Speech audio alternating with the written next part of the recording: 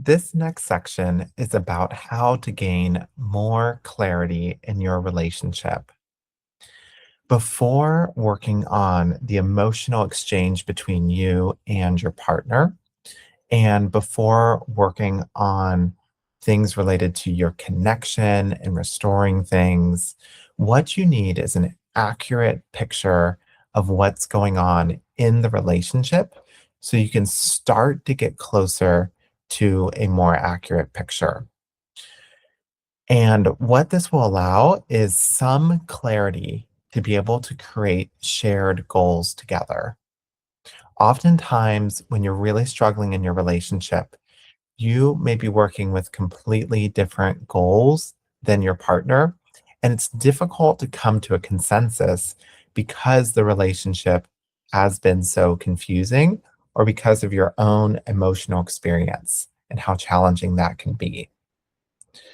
So, this specific video is about practicing accurate expression and the importance of practicing accurate expression when you journal about your relationship, when you talk about your relationship to others, when you potentially consult about your relationship with a marriage therapist, or when you talk with friends about your relationship. Accurate expression. And so, what I mean by accurate expression, and this is a term adapted from the family oriented dialectical behavior style of couples therapy that I very much appreciate and believe it's incredibly useful. What I mean by accurate expression is stating things that are facts and not judgments and not adding extra weights of judgments and labels to things in the relationship because the added judgments and labels are making it harder to see clearly what is actually going on in the dynamic of the relationship. Now, don't get me wrong, it is completely valid to have these rants going through your head, to have this experience where you are flooded with labels and judgments, because that is due to the intense emotional experience of trying to navigate a couple's relationship. However, it's going to be so important for gaining that clarity. And what happens is if you bring your relationship to others, and only express the things that I would call inaccurate expression, which is those added layers of judgments. And so these can again be labels um, like he's an idiot, he's too slow, but also mental health labels. This is just depression or narcissism or gaslighting, those labels too, or um, repeated angry judgments as well. So it can really be any of these layers to it that actually those layers take us away from the actual facts of the transaction. And it depends. It's not about being perfect with it and never adding on those layers. And actually, if we use the accurate description of those particular layers and we're doing it in a wiser mindset, those particular categories could be useful to us. But oftentimes, it still clouds the context of the relationship. So it makes it very difficult for you or for your partner or for anybody consulting with you to actually get to the root of what is going on to then be able to generate solutions that will genuinely work for your relationship. So, the way you're going to do this is you're going to try to first be able to identify when you go back to that inaccurate expression. And so you want to notice when it's more than just the facts and be able to distinguish between those two things. And so, for example, instead of saying, my partner is an idiot, what you can say is, I notice that when I tell them to do the dishes, they say that they're going to do the dishes, but the dishes do not get done for several days. So that's just a translation of something that you're feeling and the general um, label of the moment to an accurate description of what's happening. Accurate descriptions of what's happening, accurate expression also does include emotions.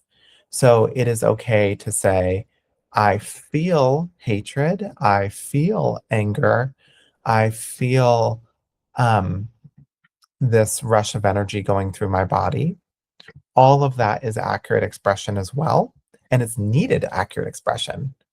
Emotions are part of reality and they're taking place within reality. They're the cluster of bodily sensations that we're experiencing. So that is accurate expression as well. But you've got to filter out the specific expressions that are inaccurate.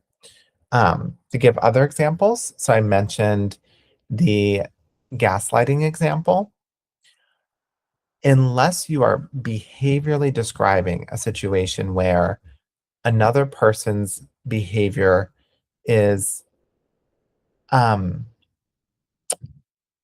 violent or deceptive enough that it makes you genuinely feel like everything is your fault and you end up internalizing that, which is the actual gaslighting situations, then you want to be cautious with using those extra words, including the word abusive as well, because that will just add fuel to the fire. And again, the purpose of this part is to gain an accurate picture of the relationship. Now, what happens when you are talking accurately and you are bringing yourself back to that wisdom? What happens is the person consulting with you, whether that's me or someone else, is able to take actual data and then to look at the relationship dynamic, and then both parties have a shot at agreeing to that and agreeing to what the goals are. So I'll give you an example of that. Another inaccurate expression between a couple could say, the one says, um, he or she is chasing me and I'm suffocating. And so that would be an inaccurate expression. And again, that type of hyperbole could be useful for emotional expression. Like it could be, right? But just for the purpose of this exercise, right? They're saying that they're being suffocated. Well, the other person is saying, you abandoned me and you think I'm filthy. So they're saying that, right? So these are the two inaccurate expressions. The one person is saying, you're suffocating me and I can't breathe. The other person saying, you abandoned me and you think I'm filthy. Okay. Now, once, if you just say that to most people, to your friends and other consultants as well, right? Unless they're really good at it, they're going to have a hard time getting underneath it to what that dynamic is, right?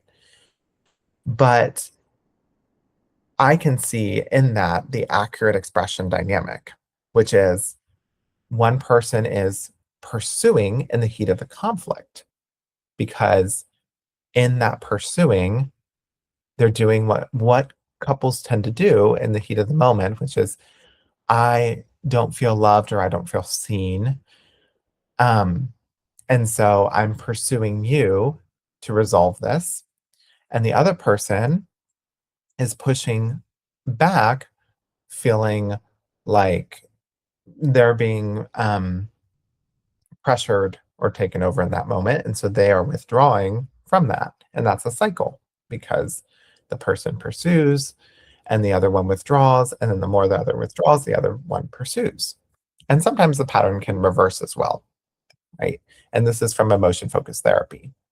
Now, once I have that pattern identified, and there's many patterns, but that's one pattern, then I can coach the person who's pursuing to pause, give some space, breathe between their amount of that they're speaking, pause in between, sit with the other party, put a hand on their shoulder, and say, I'm willing to wait until you're ready. And I can coach the other person who is withdrawing to stay in the conflict and to breathe with distress tolerance while saying, please wait to talk. I need a moment before we talk. And so then they can sit there and avoid avoiding, if that's their typical thing that they do. But that is a pattern dynamic, right? So we can't get to the solution and the agreed upon solution, which takes two people, unless we can talk accurately about the dynamic. And it's hard to talk accurately about the dynamic because of the intensity of the emotions. So I really debated whether to go to intensity of emotions and how to manage the emotional side of things before this video. But I think I thought accurate expression is helpful here because I think if you have some self-control, you can now approach your couples therapy session or when you're talking to another friend about the relationship in a way that will be more productive for the relationship. And that is you can really pause and think about, wow, like let me make sure I'm expressing very accurately so nobody else reinforces this dynamic in this relationship. And it's worth doing that. I understand there might be times where you just want to rant and vent and let it all out. Um, my city, Cincinnati, has a rage room for that. So that's one option. But there's other ways you can do that. And like I actually have exercises for you for that too, that we can go over. Or if you just can't stop yourself, like I can help you with that too. But I want you to really be able to solve this problem. And so you need to be able to express accurately to be able to do that. So that's the practice this week is like noticing your rants and then going back to accurate expression.